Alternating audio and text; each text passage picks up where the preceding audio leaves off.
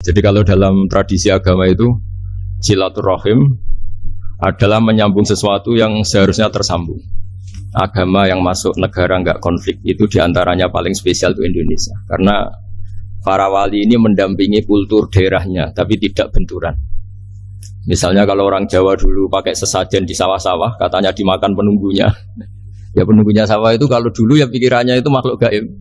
Di era modern ya penunggunya itu ya kambing, ayam itu. Jadi ya memang yang makan itu akhirnya. Tapi dulu itu aneh, diistilahkan dimakan penunggunya. Kalimat penunggu itu apa ya gak jelas, apa dengan tanda petik apa penunggu betul gak jelas. Wali-wali datang tidak mengkafirkan itu, tapi terus dirubah jadi sedekah ke tetangga-tetangga. Jadi kultur itu enggak dilawan, tapi cukup diubah. Jadi makan di demit menjadi sedekah ke tetangga.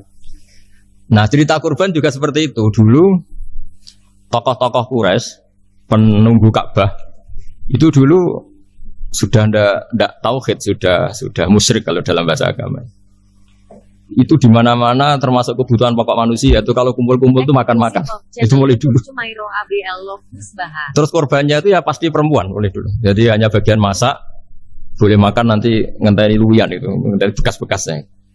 Sehingga yang nyortir Abu Jahal CS itu. Jadi yang kurban harus hewannya bagus, spesial, bahkan nggak boleh dikawinkan. Hewan yang mau dikorbankan itu nggak boleh dikawinkan, nggak boleh pernah dikendarai, nggak boleh pernah dipakai bajak sawah dan sebagainya. Semuanya serba spesial. Nanti dikorbankan di Ka'bah, yang dijual Ka'bah.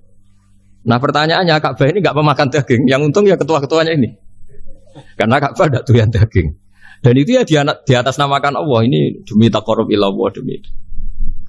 Sehingga mereka bilang wa qalu hadhihi an'amu wa harsun hijrul la yat'amuha illa man nasa'u bisamihim. Ini hewan korban harus spesial dan yang berhak makan hanya orang-orang spesial, yaitu para penunggu Ka'bah, para sadanatul bait. Tapi karena mereka sudah tidak benar, tidak jujur, Islam mau merubah tradisi itu. Tapi kalau tradisi itu dirubah, maka Islam akan terkenal pelit karena dari acara makan-makan menjadi tidak ada makan-makan. Jadi kadang kebenaran itu harus diganti dengan sesuatu yang tidak ekstrim, karena tadi dari acara makan-makan menjadi sama sekali nggak makan-makan. Maka terus diganti oleh Islam dengan kalimat udhiyah, dengan kata kurban. Nah kenapa itu harus terjadi? Karena kurban itu sebetulnya syariatnya Nabi Ibrahim, di mana orang Mekah itu memang turunan Nabi Ibrahim, sehingga sisa-sisa makan-makannya masih. Cuma mulai ada melenceng, ada sesajen, ada khurafat, ada bid'ah. Kemudian itu mulai masalah. Terus Rasulullah Muhammad SAW datang ingin benahi itu. Tapi yang dibenahi adalah menghilangkan kemusyrikannya, bukan makan-makannya. Akhirnya diganti oleh udhiyah. Nah kenapa ada kurban? Kalau dalam banyak literatur, Nabi Ibrahim alaihissalam itu Nabi yang paling, dengan tanda kutip, mengklaim kalau beliau itu orang paling sayang. Paling sayang kepada Allah, paling dekat kepada Allah. Gak ada yang dicintai selain Allah.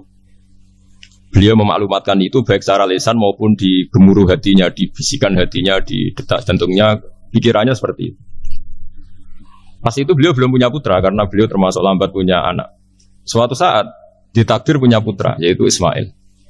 Pas seneng-senengnya jalan, pas seneng-senengnya punya anak, sama Allah disuruh nyembelih. Anak kamu harus kamu sembelih. Ibrahim kaget. Kenapa ya Allah? Kamu adalah orang yang sering ngomong bahwa yang paling kamu cintai saya.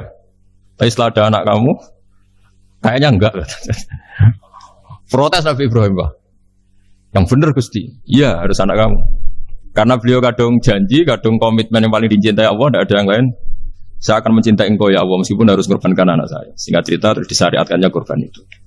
Ketika Nabi Ibrahim berkomitmen melaksanakan perintah itu, Ismail juga mau nurut, terus sama Allah diganti oleh hewan kurban yang bernama kambing. Sehingga versi cerita itu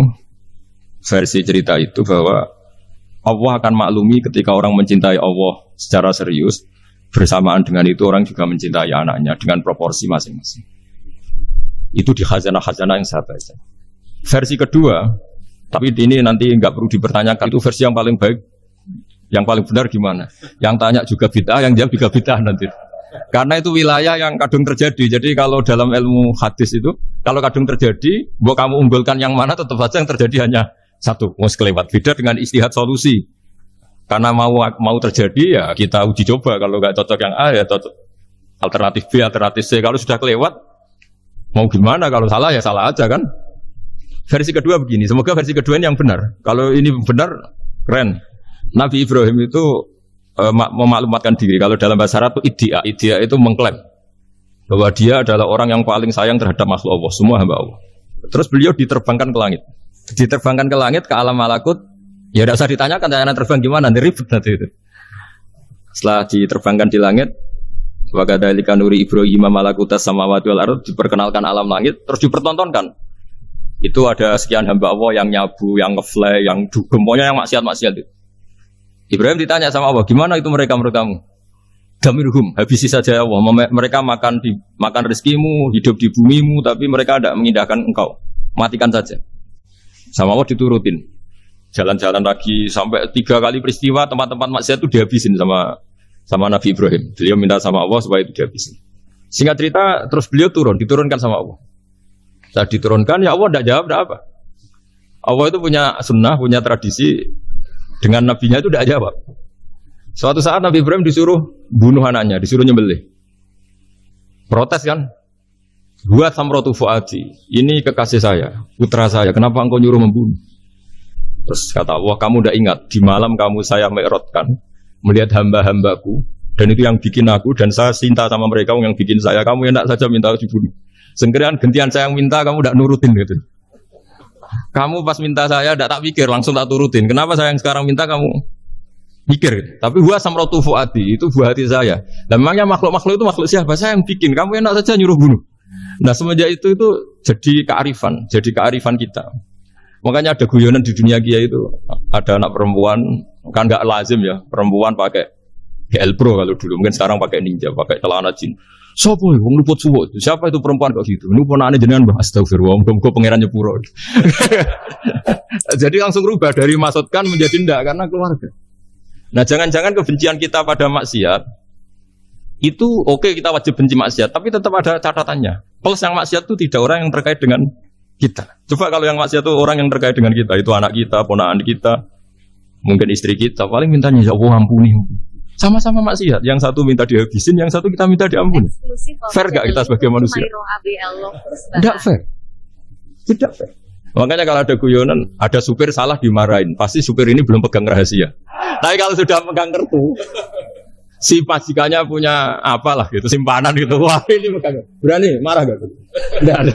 Jadi itu guyonan kiai. Makanya jadi manusia itu gak pernah adil sebenarnya. Makanya Allah pernah mensifati manusia itu wa kanal insanu zaluman jahula. Manusia itu sangat zalim dan sangat bodoh. Kalau misalnya jenengan tanya, orang soleh pun itu gimana? Orang soleh asal manusia tidak nabi. Itu ya mesti ada zalimnya. Makanya kalau dalam kitab hikam diterangkan, kitab hikam itu kitab yang olah manusia. Itu menyebut begini, manusia itu siapa? Dijawab, manusia itu mangkanat mahasinuhu masawiyah. Orang yang ketika baik saja salah, apalagi ketika salah. Kita misalnya punya toko laris ya. Doanya mustajab laris, pembelinya banyak, kualitasnya bagus. Pasti ada toko sekeliling yang megap-megap karena orang sekarang ke kamu kan.